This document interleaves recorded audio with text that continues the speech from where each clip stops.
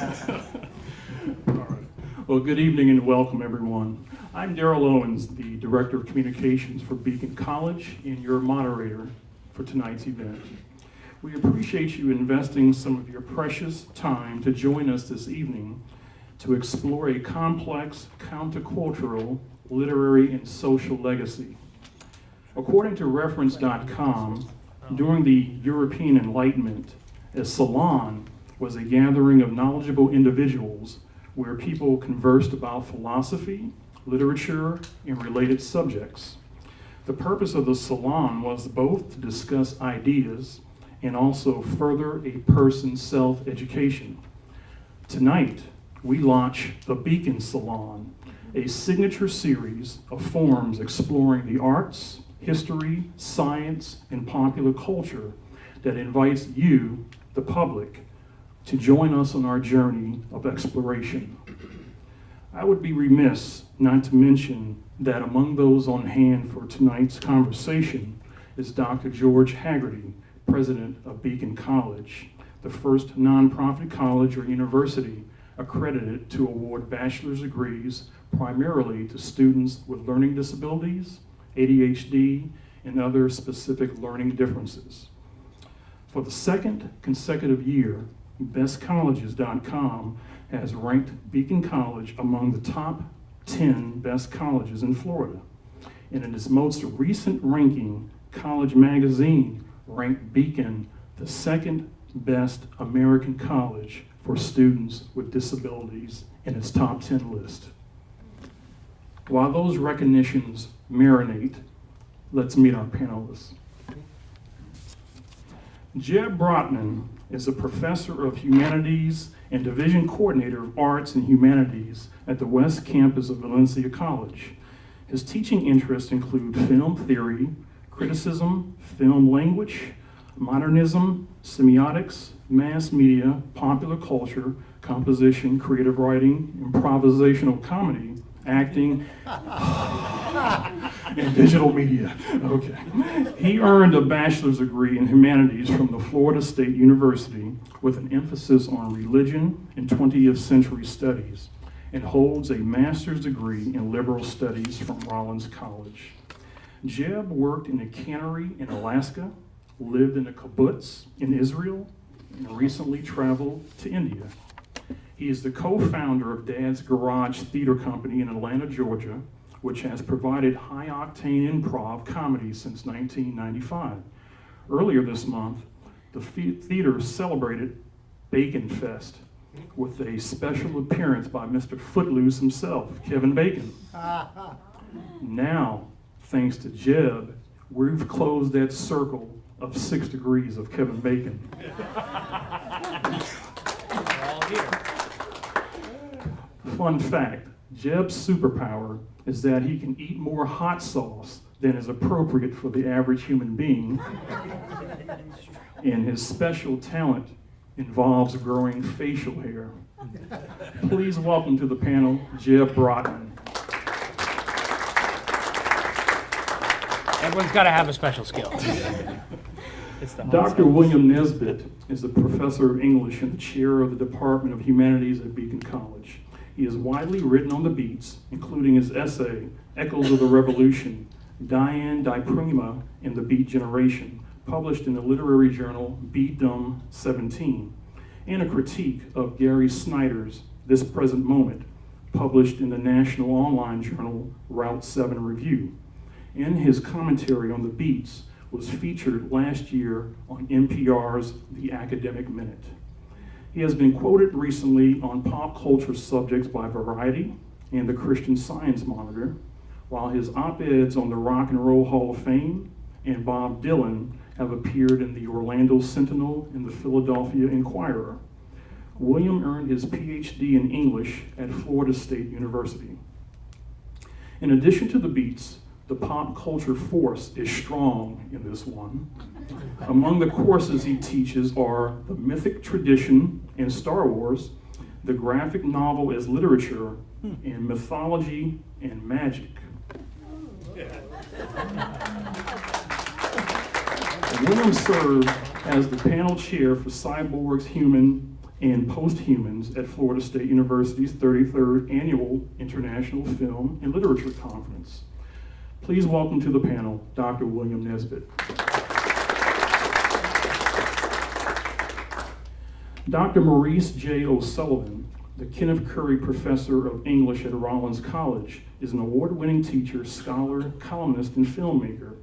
The former president of the faculty, chair of humanities, and the chair of the English department at Rollins, he has published a dozen books and over 100 articles, essays, and columns on literature, Florida, popular culture, Shakespeare, religion, Irish culture, education, and current events. During his career, he has received numerous grants and awards, including 2 silver medals in the Council for the Advancement and Support of Education's National Professor of the Year competition. That's a mouthful. 4 teaching awards at Rollins, 3 awards from the Florida Historical Society for his writing and films, and the Florida Magazine Association 2015 Charlie Award as Columnist of the Year. He is also publisher of Angel Alley Press and director of the Florida Center for Shakespeare Studies. Maurice, his friends call him Saki, also is the owner of an impressive kaleidoscope collection, about 200 at last count. And if that wasn't enough, he is senior partner in Nashville Pubs and in the company that brews Music City Light, which means we all know who the drinks are on after this forum. Please welcome to the panel, Dr. Maurice J. O'Sullivan. And last but not least, J. Patrick Reiter is a faculty member at Lake Sumter State College. He graduated with an associate's degree in physical therapy from the University of Florida and earned his master's degree in English and creative writing from the University of Central Florida. Outside of the classroom, Patrick for about 15 years has worn zebra stripes, umpiring amateur and semi-pro baseball. And Dr. Nesbit will appreciate this because Patrick, while driving a motorcycle, was hit by a truck in 1999. He's part cyborg. His right arm and leg are titanium. He will be back to answering some intriguing questions about the beats in just a few moments. Please welcome to the panel, Patrick Reiter. With so much ground to cover this evening, I'll cut short the preamble for tonight's forum. I'll just say this. Encyclopedia Britannica says of the Beat Generation, or the Beat Movement, as an, quote, American social and literary movement originated in the 1950s, it was generally apolitical and indifferent to social problems. Its writers advocated personal release, purification, and illumination through the heightened sensory awareness that might be induced by drugs, jazz, sex, or the disciples of Zen Buddhism. A 2012 article in the Quarterly International Socialism described the Beat Generation as, quote, an artistic reaction against the infamous and military-industrial complex. Everything they did, from their free associative poetry to their spontaneous prose to their deliberately obscene provocations, I can't say that word, whether overtly political or not, was a subversion, not just of post-war conservative ideology, but also of commonplace reformist notions. The Beats embodied a critique of and a potential solution to the problems of their society. Meanwhile, Carter Manis, in his piece, The Beat Generation Starter Kit, called the Beats, quote, the nirvana of their generation, individualistic, drug-addled, and unfortunately sometimes held responsible for the Nickelbacks created in their wake. Man, those who know Nickelback know what I'm talking about. And then there's Amiri Baraka, a celebrated poet in his own right, and one of the distant satellites in the Beat galaxy, who put it this way, quote, the so-called Beat Generation was a whole bunch of people of all different nationalities who came to the conclusion that society sucked, unquote. The truth about the Beats probably lies somewhere in between. Perhaps we'll divine that truth tonight as we explore the Beats radical, rebellious, relevant? You will hear from the panelists, but we want to hear from your perspectives and hear your questions as well. At this table over here, you'll see my colleague Samantha Resnick. She has some index cards and some pens. You can trot over there as you like, write down a question, and she will bring it to me, and we will work that in this evening. Please respect the clock if we actually do pass the microphone out in the audience. We'll see how that works. All right, as a reminder, the beats use language and imagery that stretch the limits, and some material this evening may tread into those rated R zones. You've been warned. Okay, let's get to it. I'm going to start this question with the home team, Dr. Nesbit. Jack Kerouac, Allen Ginsberg, and William S. Burroughs are generally thought of as the big three beat writers. What three authors should form the second big three? All right, let's see. We're getting sound out of here? Yeah. Okay. I would probably say, in addition to them, Diane de Prima is a really, really important one. I would definitely put her down there. Maybe Amiri Baraka, because one of the things about him is that he was writing for it's about 50 years, and he spanned a lot of different conventions and themes and sort of phases in his writing. And for the third, I would say maybe Neil Cassidy, because even though his written output isn't substantial, he was very, very influential to a lot of the key beats, especially Kerouac and Ginsberg. And without him, you wouldn't, I think, have had the other ones. So that would probably be my three. Any other comments from the panel? If I may, I definitely think I'm okay without that.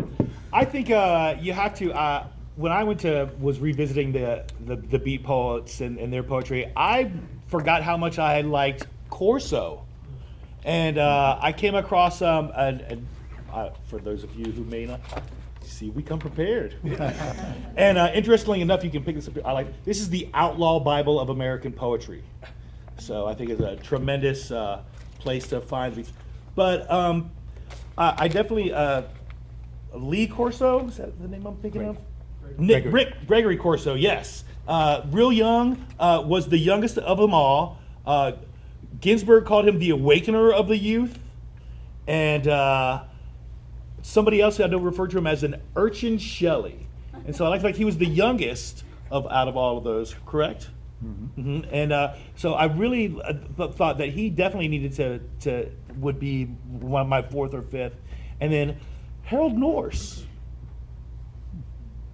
I mean, he was so close to Ginsberg, and I really thought that a lot of the beat poets and some, a lot of theirs was reactionary, as we've said. And so I thought Norse's reactions to just William Carlos Williams, who might even be considered one of the early beats. But I just thought the fact that he had this ongoing dialogue, whether it was real or just in his head, with William Carlos, or just in his work with William Carlos Williams, I thought you have to throw him in there too, if not because of his proximity to Ginsberg. And I mean, I'd like to throw out Baraka, who was known in those days as Leroy Jones. And I can tell you some stories about having a drink with him back when I was young on that. Do tell. And Lawrence Ferlinghetti, who is just, to me, an extraordinary poet and was part of it, and a person who was around then, who has continued writing poetry and who just received the Nobel Prize for Literature, Bob Dylan. You know, he certainly would fit into that mold, especially in refusing to go to accept, to give a speech, which is so beat, right? That is so beat. All right. Well, I guess we'll move on to the next question. While it is debated whether the beat movement had a precise timeline, many cap the beat movement at about a decade. Did the beat's ideals doom their output to a relatively short stale date? We'll go to you, Jed, on this one. Okay. and I guess I'll give a sort of timeline of how I got into the Beats. Electric Kool-Aid Acid Test. Anybody read that one? That's Tom Wolfe. From Tom Wolfe, then into Ken Kesey, and then so on. Interesting. I do think there is a specific time window where the Beats made sense. Not unlike Holden Caulfield makes sense when you're 15 and everybody's phony. Not unlike Nick Carraway from Gatsby, and when you're 30 and you're old. So, in other words, there's a window where this rebelliousness and this sort of masturbatory, drug-taking, fun-loving, no responsibility level is important in the growth of anybody, and particularly the American landscape said, eat me alive. I mean, I'm open, with the opening of the interstate highway system and a combination of things. It was perfect for people to say, let's go, baby, right? I mean, it was one of those scenarios. I do think it closed, though, that window, probably after a certain amount of Madison Avenue co-opting of ideals, and then ultimately people, gaining force and the advent of more television, more media, more everything. They didn't need that beat sound, that beat rebelliousness. In other words, it became watered down. And the beats themselves, I think, lost a sense of that gravitas or that power, that potency, because others picked up on it. That doesn't mean that they didn't have their own special sort of time frame, and I do think it is a time frame. But if you're looking now, like who are the beats now, and I can find it. I wrote down, for the kids out there, who would be a beat today, right? And to be Chance the Rapper, okay? Chance the Rapper is a beat. If you, for those of you who are not so familiar with Chance the Rapper, Chance the Rapper did not sign with any record company, did not sign with any agency, so to speak. Did all of his stuff on his own through his own media, created his own material. He is his own entity. In other words, and then yet wins awards on this. So he's somebody. Edward Snowden, love him or hate him, would be a beat. Whole Foods might be beat. Bernie Sanders might be beat. Legalized recreational marijuana is beat. Vice News, Twitter, podcasts, Occupy, Jim Jarmusch, Milo Yiannopoulos, don't want to say that out loud, and maybe even Lana Del Rey. These are people who represent a current scope of beat, but could never be Kerouac, Ginsberg, and sort of, the like. I think because there's just no way. That window is closed. I know it took a long time talking, sorry. I'm agreeing with you. I definitely think it was a chronological or maybe a sociological or socio-cultural window, if you will. I think also it was a geographic intellectual window, that Sure. these were people that were, from a certain area, a Yep. certain geography, if you will. And that I think these satellite characters that you talk about and that we mentioned, the Barakas and certainly the Hunter S. Thompsons, those people that were on the fringe. And I almost would see the beat movement as the intellectual movement that once it became populist, it was the hippies. Sure. And the politics of the 60s Yes. changed Yes. everything. Yeah. I mean, I always think of it as ending around 58. Yeah. And then from that time on, society began changing. I mean, we all wanted to be the Beats. And they were still there, and they were still writing, and they were still doing extraordinary work. But things changed radically, and with Kennedy's election, with the war, with the development of a new generation, there was a major transformation. I mean, I'll give you an example. I read it when I was 19, and it took me to Alaska to work in a cannery. When I say that, I was like, I'm out of here, Right. And it was important. It spoke to my 19-year-old anger, wanderlust, sort of, I'm fed up with all this BS. I'm not okay with this anymore. And what do? Go as far away as I can, right? I mean, but still speak English. I mean, I didn't know, right? Very beat onto itself, and yet sort of combination, the precursor of that being like a, this John Steinbeck sort of character, a cannery row of sorts, and trying to let's work with my hands. to make the money to go there, I worked down the road in Apopka, Green Acres Nursery with Mexicans planting flowers for the summer, and that destroyed me. And I was like, okay, what else could I do that's worse than that? You know, be a Slimer in a cannery. You know, when you're late, for my young people, when you're late at the cannery, you get the job of blood flow command, where you are in charge of making sure the machine doesn't get too bloody, and you're hosing this machine down and pushing blood into a ditch into the floor. And I thought to myself, wow, thank you, Jack Kerouac. Thank you, Jack Kerouac. I appreciate how I got here. I would liken that to my days as a kennel technician in charge of animal maintenance and dietary control. Oh, yes. Which was, and I think that the Beats and the Merry Pranksters allowed people like myself and yourself to give those really horrible, shitty, literally Yes, shitty literally, jobs yes. such great titles. Yeah. Mine wasn't so great. I was a Slimer. That was, I thought, is there a better title for this? Like fish cutter? You know? No, sir, you're a Slimer. You know, I'm feeling this brotherhood growing because I'm thinking about some of the worst jobs I've had, and it was cleaning grease buckets at Wendy's in the summertime. Yes. That was pretty bad. But before this gets out of control, Patrick raised an interesting question, I think. Let's go back to it for a moment. Are the Beats truly a movement? I mean, is there a difference between a coherent movement and a bunch of people who are loosely affiliated by geography, life circumstance, and friendship? That's a toss-up. Anybody wants to start? I mean, Ginsberg himself kind of said no, that he thought that in some ways it was just kind of a niche or a label that had been given to them that made it easier to market and to sell them.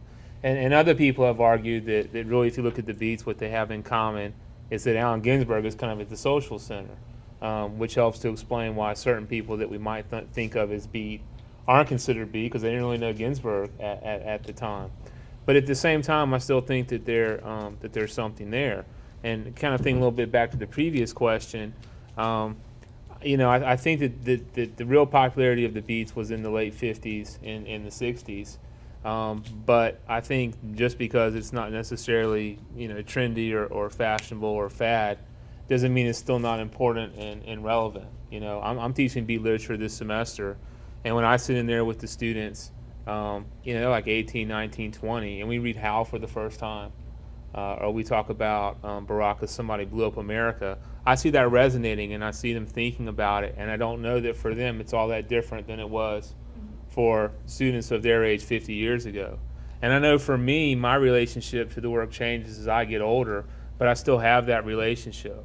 I had a student many years ago who, while trying to explain why he liked Howl so much, said that when you read Howl, you know where you are. And I think there's truth to that, you know. And I think that, you know, when I sort of read it, it helps kind of position me and tell me kind of where I'm at. If I could, it seemed to me that it was more of a culture than a movement.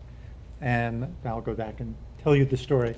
When I was in high school, as a junior, my friends and I, if we weren't playing basketball after class, we'd go over to the village. I lived in Jersey City, and it was a 12-minute ride from on the path, the subway over to the village.